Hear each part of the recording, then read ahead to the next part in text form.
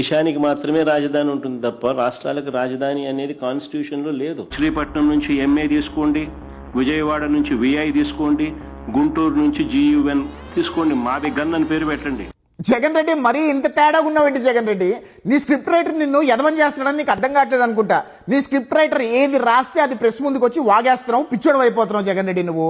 ఈరోజు ఆంధ్రప్రదేశ్ రాష్ట్ర రాజధాని అమరావతి బిల్లు పార్లమెంట్లో ప్రవేశపెడితే భారతదేశ వ్యాప్తంగా ఉన్న ఎంపీలందరూ అమరావతి బిల్లుకి అనుకూలంగా ఓటేశారు.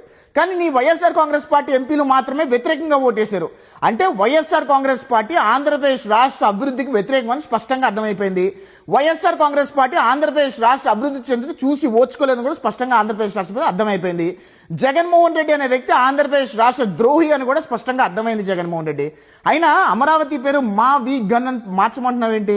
నీ గన్నులు, గొడ్డళ్ళు, కత్తులు, కట్టారులు ఇవేనా నీకు ఎప్పుడు కూడా? కనీసం ఆంధ్రప్రదేశ్ రాష్ట్ర అభివృద్ధి చెందాలి, ప్రజలు బాగుపడాలి, ప్రజలు అభివృద్ధి చెందాలని ఎప్పుడు ఆలోచన ఉండదా జగన్ రెడ్డి నీకు? అయినా నీకు ఒక ఉచిత సలహా ఇస్తా. నిత్యానంద స్వామి అని ఒకడు ఉన్నాడు తమిళనాడులో, తెలుసు కదా నీకు. వాడు ఎట్లయితే భారతదేశాన్ని వదిలేసి వెళ్ళిపోయి ఒక దీవి కొనుక్కొని ఒక దేశంగా మార్చుకున్నాడో, అలానే నువ్వు కూడా మా ఆంధ్రప్రదేశ్ రాష్ట్రాన్ని వదిలేసి ఏదైనా ఒక దీవి కొనుక్కొని ఆ దీవికి ఒక దేశంగా మార్చుకొని మావిగన్ దేశం అని పెట్టుకోను. అక్కడ నువ్వే ప్రధానమంత్రి, నువ్వే మంత్రి, నువ్వే ముఖ్యమంత్రి, నువ్వే రాజువి. ఈరోజు ఆంధ్రప్రదేశ్ రాష్ట్రంలో ఉండడం వల్ల ఆంధ్రప్రదేశ్ రాష్ట్రం దరిద్రం పట్టుకుంది అని ఆంధ్రప్రదేశ్ రాష్ట్ర ప్రజలను భావిస్తున్నారు. ఈరోజు ఆంధ్రప్రదేశ్ రాష్ట్ర ద్రోహిగా మిగిలిపోయావు జగన్ రెడ్డి. ఈరోజు అమరావతి బిల్లుకి వ్యతిరేకంగా ఓటేయించి నీ వైఎస్ఆర్ కాంగ్రెస్ పార్టీ ఎంపీలతో.